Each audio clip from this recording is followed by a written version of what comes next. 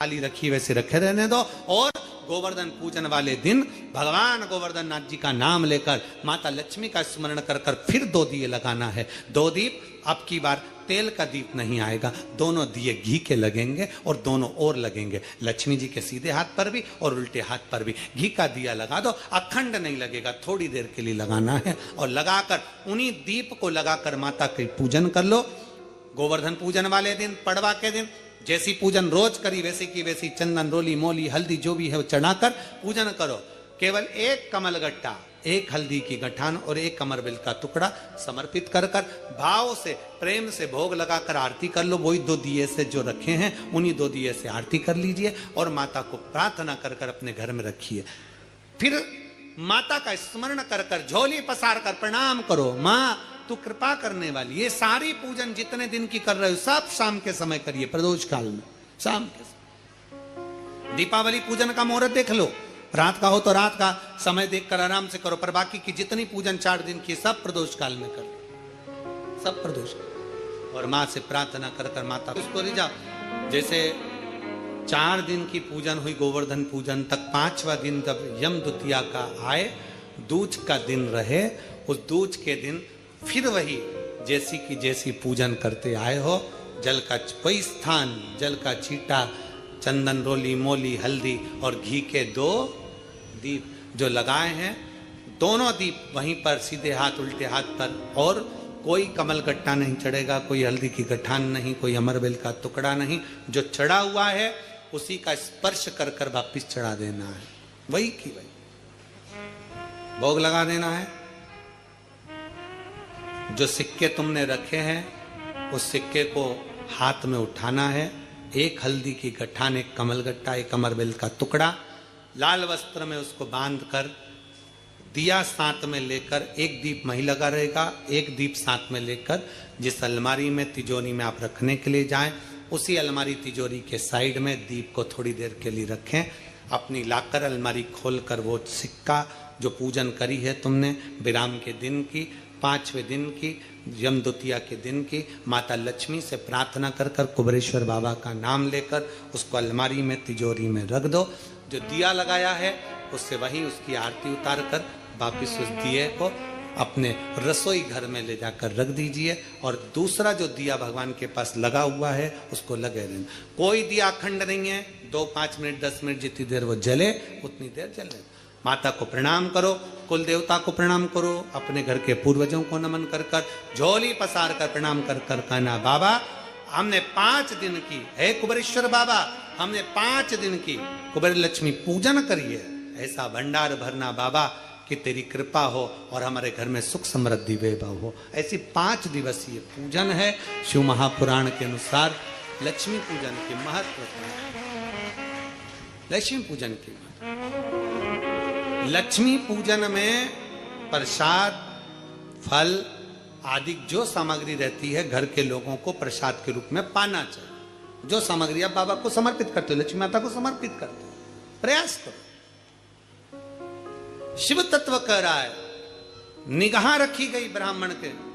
अब हुआ क्या, भगवान शंकर के मंदिर में भोग लगाता, प्रणाम कर कर चले जाता और प्रसाद, इस दूज का नाम है यम द्वितीया।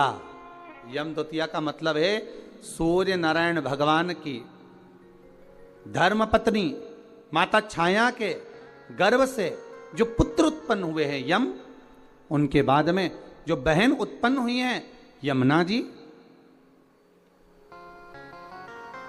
महाराज कितना आत्मीय प्रेम होगा अगर यमुना जी का संपूर्ण परिवार देखा जाए, यमराज, शनि महाराज, यमुना जी, ताप्ती,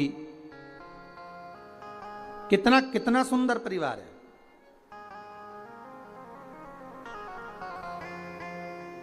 एक बार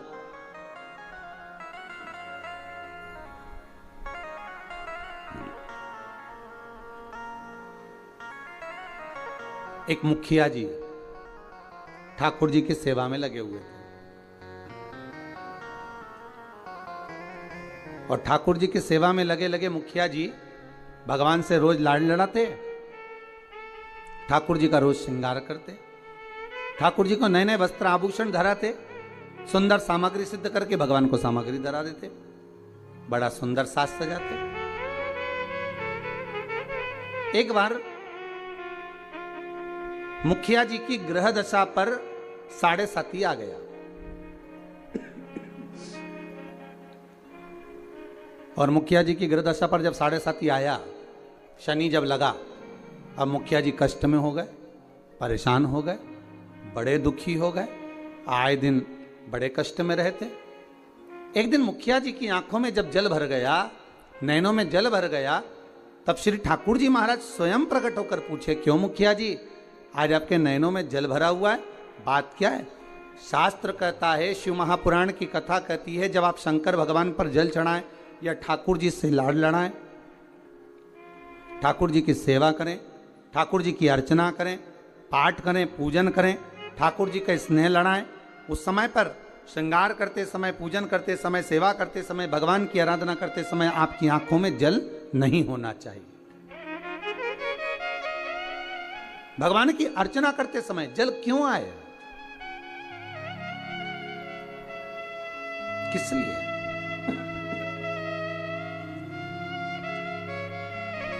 उस जल की महत्वता क्या? और महाराज मुखिया जी बोले, ठाकुर जी समझ में नहीं आ रहा, आज तो शरीर में कष्ट बहुत है और मन में मानसिक टेंशन बहुत है। बाबा बोले, क्यों चिंता करते हो? झारी जी में से यमुना जी को प्रकट करा मेरे ठाकुर जी ने, और यमुना जी को प्रकट कर कर मेरे ठाकुर जी बोले, यमुना आज आप मुखिया जी जब झारी जी भर रहे थे, आपका श्रृंगार कर रहे थे, ऊपर से वस्त्र ओढ़ा रहे थे, तब आपको ध्यान में है कि आज मुखिया जी के नैनों में जल भरा हुआ है? यमुना जी बोली, ठाकुर मेरे को मालूम है कि आज मुखिया जी के नैनों में जल है, और क्यों है वो भी मैं जानती हूं। जानती हो? हाँ, क्यों जल है? होने का केवल एक कारण है कि मेरे भाई शनि की दृष्टि मुखिया जी पे पड़ गई। ओहो, 7.5 वर्ष तक रहेगी।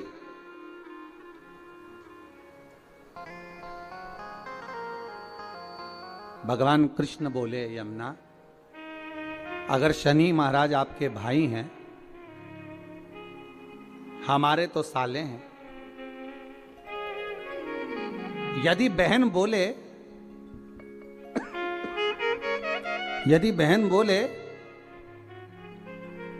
तो क्या भाई मानेगा नहीं? बोलो प्रभु क्या चाहते हो? बस जाओ और शनि महाराज से कहो, जो ठाकुर जी से लाड लड़ाए, जो भगवान की सेवा में डूबा रहे, जो भगवान की भक्ति में सदा डूबा रहे, उस पर कभी न 7.5 लगे न ढैया लगे। शनि की कुदृष्टि उस जीव पर नहीं पड़ना चाहिए।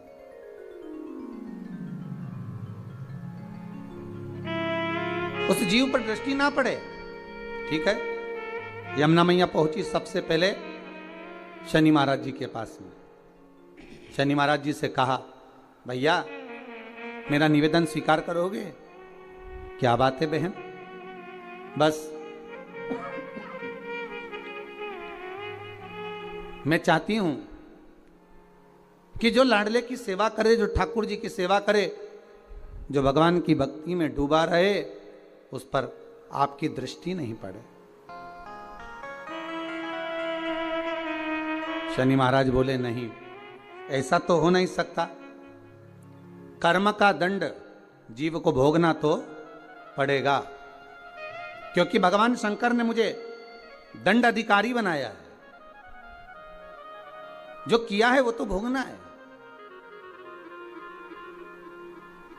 चाहे वो संसार का कोई जीव क्यों ना हो। आपको पहले भी कथा में कहा, किसी से मत डरो, पर अपने कर्म से जरूर डरो, क्योंकि कर्म का भोग तो परमात्मा को भी भोगना पड़ता है। महाराज, मत बुरे कर्म कर बंदे, वरना पछताएगा, भगवान की आंखों से तू बच नहीं पाएगा।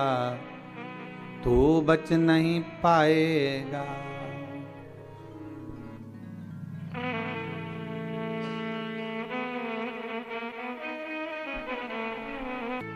शनि महाराज ने कहा ये नहीं हो सकता,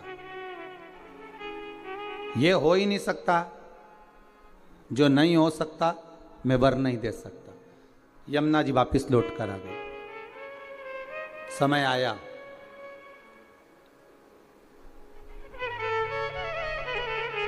कार्तिक का महीना था। यमुना जी इससे पहले शनि महाराज के पास बारंबार जा चुकी हैं। यमराज के पास भी यमुना जी कई बार जा चुकी है, बार बार विनती कर चुकी है, पर मानते ही नहीं।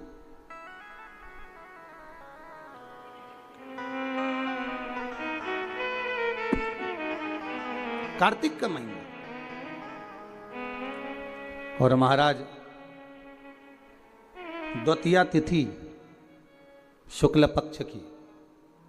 आज यमुना जी ने बड़ा सुंदर श्रृंगार किया है महाराज, बड़ा सुंदर श्रृंगार, बड़ा सुंदर श्रृंगार। हरि खम्मम हरि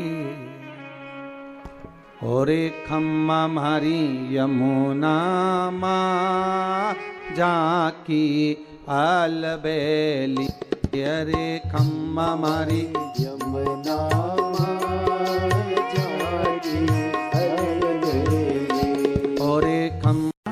मैया कई पापी पार उतार दिए। जय जय यमुना मैया हजारों पापी तार दिए। हे यमुना मैया बड़ी कृपा करिए। जय जय यमुना मैया ओ जय जय यमुना मैया। जय जय यमुना मैया जय जय यमुना मैया। हजारों वैष्णव तार दिए। जय जय यमुना मैया हजारों वैष्णव अवतार दिए। जय जय यमुना मैया। कई पापी पार उतार दिए। जय जय यमुना मैया कई पापी पार उतार दिए। जय जय यमुना मैया। आज यमुना मैया बड़ा सुंदर श्रृंगार कर कर जा रही है, बड़ा सुंदर श्रृंगार। जिस दिन बहन भाई के घर पर जाए या भाई बहन के घर पर आए, उस दिन बहन के चेहरे की चमक ही दूसरी रहती है। हम भाइयों के चेहरे की चमक तो नहीं कह सकते, पर बहनों के चेहरे की चमक कह सकते हैं कि बहन मायके आए या भाई बहन के घर जाए, इन दोनों में बहन के चेहरे की चमक ही दूसरी होती है। और केवल एक बात याद रखिएगा, यमुना मैया केवल अपने कार्य के लिए नहीं जा रही हैं यमराज के पास में, शनि महाराज के पास में। यमुना मैया केवल अपने कार्य के लिए नहीं, कई वैष्णव, हजारों वैष्णव तार दिए। जय जय यमुना मैया कई पापी पार उतार दिए। जय जय यमुना। केवल अपने कार्य के लिए यमुना जी नहीं जा रही, यमुना जी जा रही हैं संपूर्ण भूमंडल के उद्धार के लिए। सारे देवी देवता के चरणों का दर्शन अगर आप करेंगे तो सबके चरण एक साथ दर्शन होंगे, पर यमुना जी के चरण का यदि आप कभी दर्शन करेंगे तो यमुना जी का चरण एक आगे एक पीछे है। क्यों? क्योंकि यमुना हर पल हर घड़ी हर क्षण दौड़ती हुई नजर आ रही है वैष्णवों को जोड़ने के लिए, भक्तों को जोड़ने के लिए।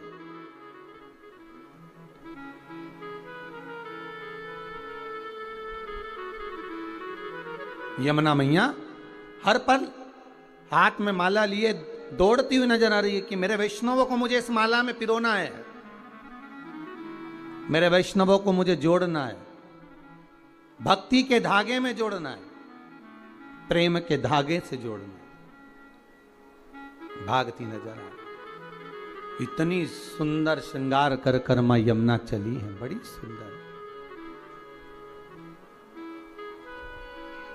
महाराज जब बड़ा सुंदर श्रृंगार कर कर पटरानी यमुना जी चली, बीच मार्ग में भगवान कृष्ण मिल गए, मेरे ठाकुर जी प्राप्त हुए। ठाकुर जी ने पूछा यमुना कहां जा रही हो? यमुना जी कह रही हैं उस दिन गई थी शनि महाराज के पास में पर वर प्राप्त नहीं हुआ था। आज कुछ ऐसा करने जा रही हूं जिससे मेरे दोनों भाई मेरे दरवाजे पर आकर मुझे वर देकर जाएंगे, ये मुझे विश्वास है। आपको पहले भी कथा में कहा, अगर मनुष्य का विश्वास प्रबल है, भाव प्रबल है, आस प्रबल है, विश्वास प्रबल है, तो यह पक्का है कि भगवान आता जरूर है।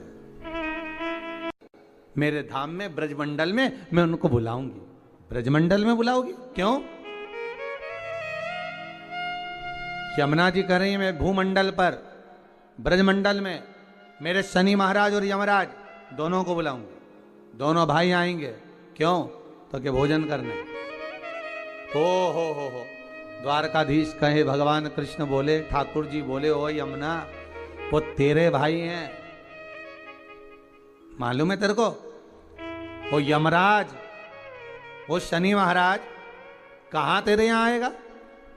यमुना जी बोली हर बार मैं मेरे भाइयों के यहां जाती हूं, जितने ही बार मौका मिलता है मैं अपने भाइयों के घर में अपने मायके जाती हूं, पर इस बार मैं निमंत्रण देने जा रही हूं कि आपको मेरे यहां आना पड़ेगा,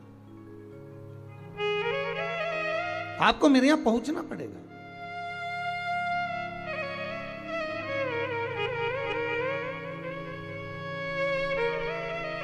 महाराज यमदूतिया की कथा कहती है, बहन और भाई का संवाद कहता है। एक बूढ़ी मां के 7 पुत्र, 1 पुत्री।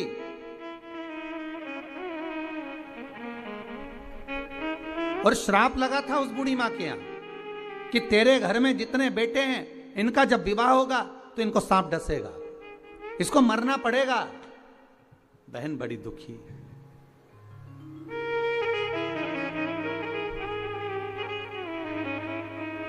आज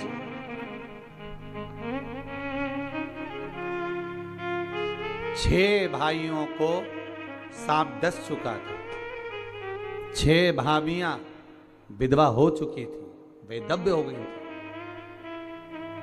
केवल 1 भाई बचा। मां ने कहा बेटा बहन के घर चले जाओ, दूज का तिलक लगवा कर आओ, जाओ। भाई जाए, बहन को सूचना मिली कि मेरा भाई आ रहा है और 1 ही भाई बचा है, अब तो शादी होती है सांप डस लेता है, क्या करूं? भाई का आदर करा, सत्कार करा, सम्मान करा, भाई गया, बहन प्रसन्न हुई, पर चिंता एक ही व्याप रही थी कि 1 भाई बचा है और उसको भी सांप डसेगा विवाह में। आया समय, शादी पक्की हो गई, विवाह पक्का हो गया, पर मां को भी चिंता और बहन को भी चिंता कि सांप आएगा और उसको डसेगा शादी में। बस विवाह होकर आती है बहू और सांप डस लेता। बहन के मन में जब भाव प्रकट हो गया तो विवाह का दोष मिटाया कैसे जाए? मन में आ गया, एक काम करती हूं, जहां मेरा भाई जाएगा, भाई का जहां पूजन होगा उस जगह पर सबसे पहले पूजन बहन का होगा। बहन भाई का स्वरूप धारण कर कर चली, जहां भाई को खड़ा करते बहन वहां खड़ी हो जाती। बारात चलते चलते पीपल के पेड़ के नीचे रुकी तो भाई से कह दिया धूप में खड़े हो जा, मैं बैठूंगी इस पीपल के पेड़ के नीचे। लोगों ने कहा कहां धूप में दूल्हे राजा को खड़ा कर रही हो? नहीं नहीं नहीं, ये धूप में खड़ा होगा, छांव में मैं बैठूंगी। फेरे में भाई बैठा तो बहन कहती है पहले फेरे में मैं लूंगी, पहले फेरे में बैठूंगी। जितने कार्य होते गए बहन अग्रण्य रहती रही। समय आया जब बहू घर में आ गई, सर्प डसने के लिए घर में प्रवेश कर गया। आज भाई को हटाकर बहन उस स्थान पर बैठ गई जहां पर सर्प डसने आ रहा था। बहन को देखा, सर्प ने भी जान लिया कि आज अगर इस भाई को बचाने वाली है तो ये बहन ही है। भाई को बचाने वाली कोई दूसरी नहीं, यही बहन है। आज मां यमुना भगवान कृष्ण से कह रही है, अगर मैं मेरे भाइयों को निमंत्रण देने जाऊंगी, शनि महाराज और यमराज को निमंत्रण देने जाऊंगी, हर बार मैं जाती थी, अब की बार मैं केवल मिलने नहीं, मैं निमंत्रण देने जा रही हूं कि मेरे भाई आएंगे मेरे यहां। मुझे विश्वास है मेरा भाई पहुंचेगा मेरे यहां, ये मुझे भरोसा है। महाराज अगर विश्वास प्रबल है तो परमात्मा आता जरूर है।